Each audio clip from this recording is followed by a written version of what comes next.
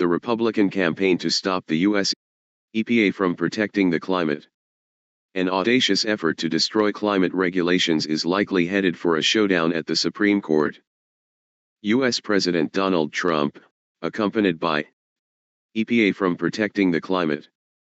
An audacious effort to destroy climate regulations is likely headed for a showdown at the Supreme Court. U.S. Donald Trump, accompanied by L.R., Environmental Protection Agency. Lee Zeldin. Chris Wright, Interior Secretary Doug Burgum and Transportation Secretary Sean Duffy, holds an executive order at the White House on February 14, 2025, in Washington, D.C., photo by Andrew Harnick/Getty Images. In a stark juxtaposition, while half of all Americans sweltered under a life-threatening extreme heat wave made several times more likely by climate change, the Environmental Protection Agency declared that it will roll the agency's 2009 That Climate Endangers End. Known as the endangerment finding, this has been of the EPA's over the past 15 years to regulate pollutants from vehicles, power plants, and other major sources.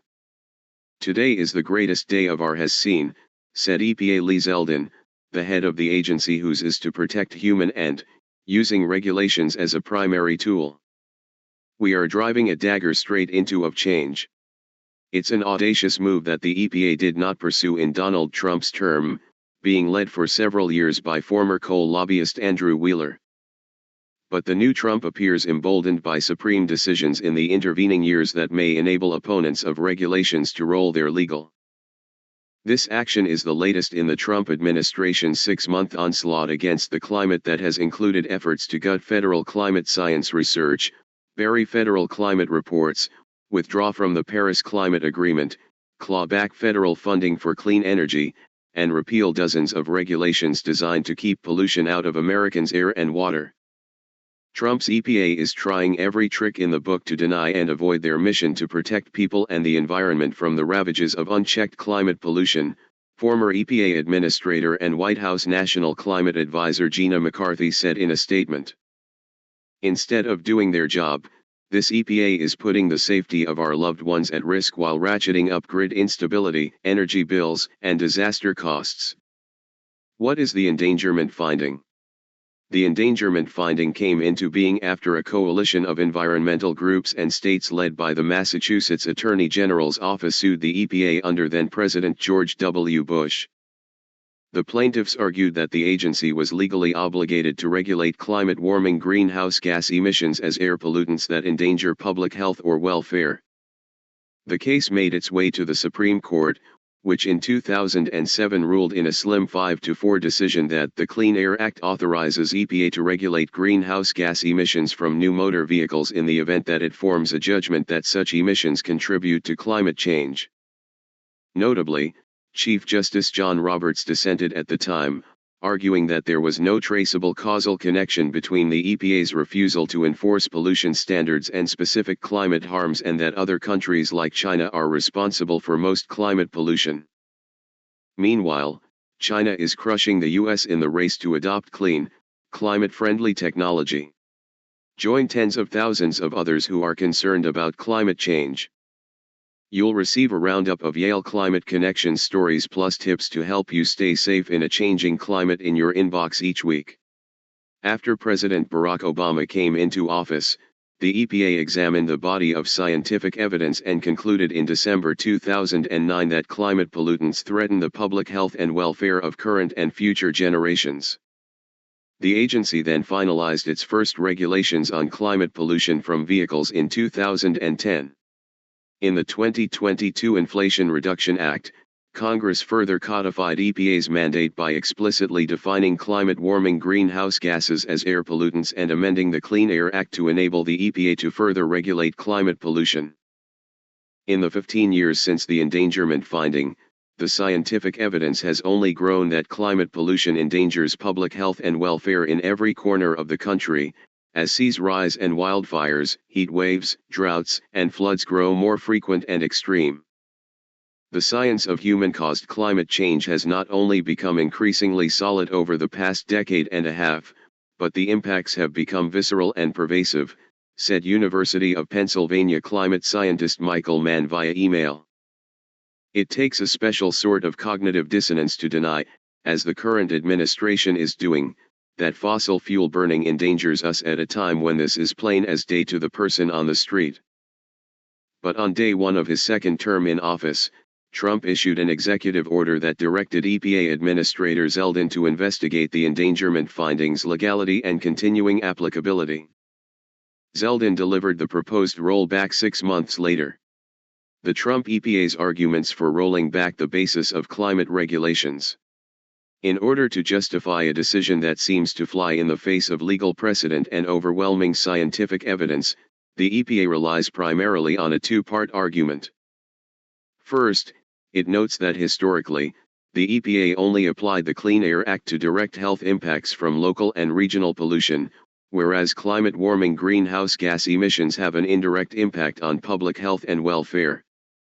The new proposed rollback then reinterprets the law as only applying to these direct local and regional health impacts. In this way, it argues that the law does not permit the EPA to regulate climate warming pollution. Second, the administration points out that after the 2007 Massachusetts v. EPA Supreme Court decision, and after Trump appointed several conservative, regulation-hostile justices, the Supreme Court invented and began applying the Major Questions Doctrine. Under this new doctrine, Congress must clearly and explicitly delegate to federal agencies the authority to address an issue of major political or economic significance. So the Trump EPA is now arguing that because Congress did not explicitly delegate to EPA the authority to regulate pollutants based on their indirect global impacts on public health, the agency cannot do so. University of Oregon environmental and energy law professor Greg Dotson did not find these arguments persuasive. This local and regional language is not something you find in the Clean Air Act and conflicts with the Act's purpose of protecting the public's health and welfare, Dotson said in an interview. Additionally, it runs counter to numerous Supreme Court cases over the last 20 years. He has published research on Congress's long history of supporting EPA climate-related regulations, including very recently in the Inflation Reduction Act, or IRA. The IRA really showed that Congress understood how the Clean Air Act was being used to address climate change and supported that approach, and they asked the EPA to do more. And if you look at this history dating back to the 1990s, you see a lot of congressional engagement, Dotson explained. Read, our elected officials have known about climate change for decades. But Dotson said the administration is hoping the Supreme Court will look favorably on its arguments. They're trying to capitalize on the fact that the composition of the Supreme Court has changed, he said. Disputing consensus science. In a secondary justification for undermining the endangerment finding, the Trump EPA questions the accuracy of consensus climate science. The agency relies in part on a new draft critical review report commissioned by the Department of Energy and written by 5 fringe scientists. It has not been peer-reviewed. As Texas A&M climate scientist Andrew Dessler noted, the authors of this report are widely recognized contrarians who don't represent the mainstream scientific consensus. If almost any other group of scientists had been chosen, the report would have been dramatically different. The only way to get this report was to pick these authors. The administration did cite one mainstream climate science paper. But that paper's lead author, Zeke Housefather, a former Yale Climate Connections contributor, immediately said that the EPA had gotten his findings completely backwards. This is a general theme in the report, Housefather told E&E News, which fact-checks some of the report's many faulty scientific claims.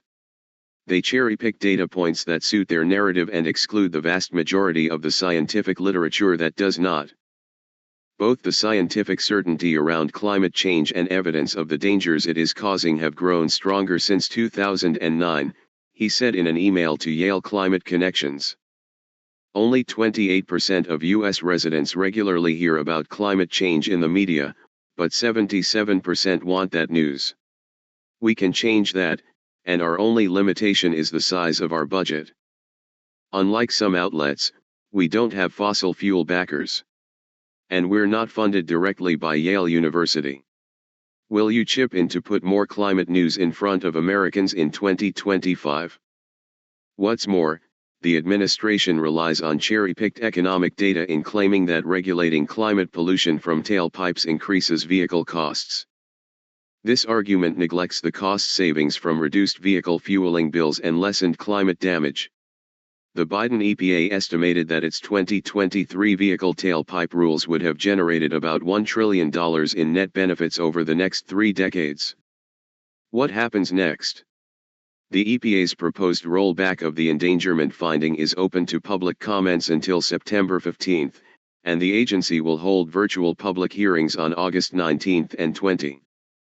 After responding to the public comments, the EPA will finalize the rule.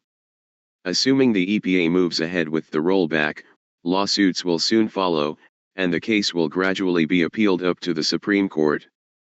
This whole process is expected to take several years. In the meantime, Trump's EPA will likely proceed with unwinding dozens of federal regulations related to climate pollution that were supported by the endangerment finding. There are 3 broad potential outcomes from an eventual Supreme Court decision. First, the justices might rule that the EPA's proposal violates the Clean Air Act and decades of congressional support for EPA climate-related regulations. Such a decision would require the EPA to reissue a broad swath of climate pollutant regulations in the ensuing years. Alternatively, the court could issue a relatively narrow decision in the EPA's favor, ruling that one of its secondary justifications for questioning the endangerment finding is valid. This could mean that the EPA would have the discretion to decide whether to regulate climate pollutants, a decision that could potentially change with each new presidential election, creating long-term uncertainty for the regulated industries. Or a majority of the court could decide that the EPA is correct in its interpretation that it does not have the authority to regulate climate pollutants under the Clean Air Act. This would mean that, unless Congress writes a new law or amends the Clean Air Act to even more explicitly grant the EPA the authority to regulate climate pollution, the EPA could no longer issue climate regulations. This would leave American climate policy almost exclusively in the hands of Congress. The Trump administration had always planned to undo as many climate regulations as possible, as it did during his first term. Now the long-term fate of those rules likely hinges on a Supreme Court decision that may not come until near the end of Trump's second term. Republish this story? Republish our articles for free, online, or in print, under a Creative Commons license. Dana Nucitelli, research coordinator for the nonprofit Citizens Climate Lobby, is an environmental scientist, writer, and author of Climatology vs. Pseudoscience, published in 2015. He has published more by Dana Nucitelli.